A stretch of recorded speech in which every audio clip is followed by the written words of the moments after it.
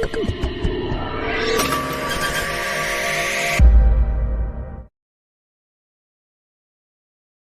सब लोगों का स्वागत है। मैं आज विशेष रूप से राज्य सरकार को, माननीय मुख्यमंत्री जी को, सिंचाई मंत्री सुरेश जी को, हरियाणा के मुख्यमंत्री खट्टर साहब को, हमारे जल संसाधन मंत्री गजेंद्र सिंह जी को और विशेषकर भारत सरकार के नेतृत्व मोदी जी के कारण से जो इंटर स्टेट मैटर्स राजस्थान के थे, जो बहुत दिनों से पेंडिंग थे और जिसको कांग्रेस पार्टी ने गर्त में डाल दिया था, उन दो बड़े कामों को गर्त में से निकालकर धरातल पर लेकर आए। इसके लिए मैं भजनलाल को और सुरेश जी रावत को और ट्रिपल इंजन की सरकार को, दिल्ली की सरकार आज पहले डबल इंजन की चलती थी, अब ट्रिपल इंजन की सरकार को, दिल्ली की सरकार, हरियाणा की सरकार और राजस्थान की सरकार, दिल्ली की सरकार, मध्य प्रदेश की सरकार और राजस्थान की सरकार, तो 3 in 1 होने के कारण से ये बड़ा समझौते पर हम पहुंच पाए। और इस समझौते के जो कुछ मुख्य बिंदु हैं मैं आपको बताना चाहता हूं। सबसे पहले तो मैं, चूंकि शेखावाटी का रहने वाला हूं, वैसे जयपुर में रहता हूं, तो यमुना जल का जो समझौता हुआ है, जो बड़ा ऐतिहासिक समझौता है, उसके बारे में मैं कुछ बताना चाहता हूं। वो ये है कि 1994 में ये यमुना के बनने वाले जो राज्य हैं, उन राज्यों के 6 राज्यों में की एक मीटिंग हुई थी। इसमें यमुना के फ्लड वाटर पर समझौता हुआ था। मैं कुछ नेताओं को, जिनको इसकी समझ नहीं है, बताना चाहता हूं कि फ्लड वाटर और बहता हुआ पानी, इसमें दोनों फर्क है। एक पानी है जो रेगुलर फ्लो में आता है और एक पानी है जो फ्लड वाटर में आता है। ये समझौता हुआ था, वो यमुना के फ्लड वाटर में हुआ था। और वो क्यों हुआ, इसका भी कारण है। 2 थ्योरी चलती है दुनिया में पानी के, नदियों के पानी के बंटवारे की। एक कहते हैं राइपेरियन थ्योरी और एक कहते हैं बेसिन थ्योरी। राइपेरियन थ्योरी वह जिसके अंदर से नदी बहकर जाती है, वो स्टेट जिसमें आते हैं, वो राइपेरियन थ्योरी है। और बेसिन थ्योरी वो है कि जिसमें उन राज्यों का बेसिन है उस नदी का। उदाहरण के लिए यमुना का पानी हमको क्यों मिला, क्योंकि यमुना में चंबल मिलती है, चंबल में बनास मिलती है और उसकी सहायक नदियां मिलती है। इसलिए जो ही चंबल का पानी यमुना में मिला, त्यों ही राजस्थान स्टेट यमुना के बेसिन में आ गया और इस प्रकार यमुना के फ्लड वाटर में हमारा अधिकार प्राप्त हो गया। इस अधिकार का पहला समझौता 1994 में हुआ, जिसमें पानी की मात्रा तय नहीं की गई थी, केवल यह तय किया गया था कि इन राज्यों को पानी मिलेगा। उसके बाद में दूसरा समझौता 2003 में हुआ, जिसमें यह तय किया गया कि ताजेवाला और ओखला हेडवर्क से यमुना का पानी भरतपुर जिले में आएगा राजस्थान में, और ताजेवाला हेडवर्क का पानी राजस्थान के शेखावाटी में आएगा। ताजेवाले का फिर बदलकर हथनी कुंड बैराज में कन्वर्ट कर दिया गया। अब हथनी कुंड बैराज बोलने का मतलब ताजेवाला हेडवर्क ही है। इस पर बहुत 30 साल तक लगातार समझौता नहीं हुआ। ये कांग्रेस पार्टी के कुकर्मों के कारण से, और आज भी कांग्रेस पार्टी ने इतना बड़ा धोखा राजस्थान की जनता के साथ किया है। हरियाणा की विधानसभा में कांग्रेस पार्टी ने आवाज उठाई कि मनोहर लाल खट्टर ने हरियाणा के हितों को राजस्थान को बेच दिया है। 2 बार उन्होंने वॉकआउट किया और वॉकआउट कर राजस्थान को पानी देने का विरोध किया। और इसके बाद में आज गोविंद सिंह डोडासरा जी स्टेटमेंट कर रहे हैं कि यमुना का पानी का समझौता हुआ नहीं। अरे डोडासरा जी, भूलने की बीमारी तो बुढ़ापे में होती है, आपको भूलने की बीमारी जवानी में कैसे हो गई? इसका कारण बता दूं कि यह समझौता जो हुआ है, इसके पहले समझौता अशोक गहलोत जब मुख्यमंत्री थे तब मनोहर लाल जी खट्टर, अशोक गहलोत जी और नितिन गडकरी जी उस समय जमुना गंगा के जो पानी है उसके मंत्री थे, उनकी अध्यक्षता में समझौता हुआ। उस समझौते में राजस्थान को सिर्फ 0.6 कुल पानी में से 0.6 पानी मिलना था। और अब जो भजनलाल जी ने समझौता किया है, उस समझौते में राजस्थान को 1917 क्यूसेक पानी यमुना नदी से मिलेगा। अब ये जो पानी मिलेगा वो पानी फ्लड वाटर होगा और इसके लिए 3 डैम बनाए जाएंगे। उन 3 डैमों का नाम है, एक का लखवाड़ा, एक का रेणुका जी, एक का किसाऊ। इन 3 स्थानों पर हरियाणा में डैम बनेगा और ये राजस्थान को पानी आएगा। ये पानी कैसे आएगा, इस विषय पर भले बहुत विवाद था कि हरियाणा में 260 किलोमीटर तक ये पानी चलने के बाद में राजस्थान की सीमा में आएगा।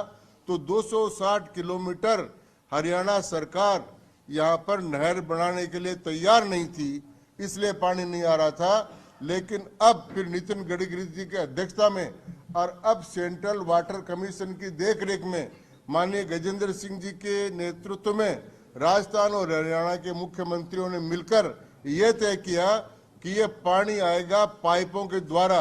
11-11 डायमीटर की 3 पाइप लगेगी और वो तीनों पाइप चलकर आएगी। फिर पानी चूरू जिले में आएगा, फिर वहां से 4 जिले जो शेखावाटी है उनको 1917 क्यूसेक पानी 577 MCF पानी राजस्थान को मिलेगा। और ये चूरू, झुंझुनू, सीकर और अब नीमकाथना भी जिला बन गया है, 4 जिलों को पानी मिलेगा। अब मैं कहना चाहता हूं कि ये जो पानी का समझौता हुआ था कर लेते हैं। ये भजनलाल जी कह रहे भैया देखो आप कमाया कामड़ा, दही ने दीजिए दोष। डोडासरा जी ये समझौता तो जो नीचे से पानी आने वाला है वो गहलोत जी ने किया था, भजनलाल जी ने उसमें संशोधन कराया। संशोधन कराकर 0.6 के बजाय 1917 क्यूसेक पानी, और 1917 क्यूसेक का नाप कितना है, 5 बिसलपुर बांध से ज्यादा पानी ये 1917 क्यूसेक है। ये पानी राजस्थान को मिलेगा। 4 महीने में इसकी DPR बनेगी और भारत सरकार अधिकांश पैसा वहन करेगी और राज्य सरकार और भारत सरकार इसका पैसा वहन करेगी। इस प्रकार से पानी मिलेगा। अब वो क्या करें, ये पर्ची की सरकार हवाई यात्रा कर रही है, धन्यवाद ले रही है। भाई डोटासरा जी, ये आप पर्ची की सरकार बना रहे हो, हमने खर्ची की सरकार देखी। ये कांग्रेस की सरकार थी ना, वो 5 साल तक खर्ची की सरकार थी, पैसा लो और काम कराओ, खर्चा पानी। तो खर्ची की सरकार को पर्ची से डर लगता है। तो खर्ची की सरकार थी, वो कहते घूम रहे हैं, हाँ घूमेंगे। 1.5 साल तक आपके मुख्यमंत्री एक कमरे में बंद रहे, आपके सारे विधायक होटलों में बंद रहे। तो ये बंद वाली सरकार नहीं है, ये खुले घूमने वाली सरकार है। इसलिए खर्ची की सरकार को इस प्रकार की बात नहीं करना चाहिए और समझदारी से बात करना चाहिए। लेकिन भाई बात ये किस खंबा नोचने वाली जो कहावत है ना, मैं बिल्ली का नाम तो नहीं ले रहा हूँ, खंबा नोचने वाली कांग्रेस पार्टी खंबा नोच रही है। ERCP में उन्होंने कितना विवाद पैदा किया। इंटरस्टेट वाटर्स में साफ साफ है कि जिन 2 राज्यों में नदियां बहकर जाती है, उन 2 राज्यों के बीच में जब तक समझौता नहीं होता तब तक पानी नहीं दिया जा सकता। तो मध्य प्रदेश और राजस्थान में चंबल वाटर डिस्प्यूट पर समझौता हो चुका है। गांधी सागर, राणा प्रताप सागर और जवाहर सागर, इन तीनों में जो पानी आता है उस पानी का बंटवारा राजस्थान और मध्य प्रदेश दोनों में होता है। फिर चूंकि चंबल में पार्वती, काली सिंध और ये नदियां मिलती है, तो वो जो फ्लड वाटर ज्यादा आएगा उस फ्लड वाटर का समझौता भी मध्य प्रदेश और राजस्थान के बीच में करने का श्रेय भजनलाल जी को और मदन यादव जी डॉक्टर जो मुख्यमंत्री माननीय दोनों, उन दोनों को जाता है। और ये मिलकर 13 जिलों में राजस्थान के ERCP से सिंचाई होगी और पेयजल का पानी उपलब्ध होगा। और यमुना जल के समझौते से राजस्थान के 4 जिलों को पानी मिलेगा और समझौता होगा। और ये केवल कागजी समझौता नहीं है, इसकी व्यवस्था की गई है कि खर्चा कौन देगा, पाइपलाइन कहां से आएगी और किसानों को इस बात के लिए राजी किया हरियाणा सरकार ने कि पाइप जमीन के नीचे से आएगी, आपको जमीन का मुआवजा भी मिलेगा और उसके ऊपर आप खेती भी कर सकोगे। जैसे गैस की पाइपलाइन जाती है खेतों के बीच में से, उसमें मुआवजा ही मिलता है किसान को और किसान उस पर खेती भी कर सकता है।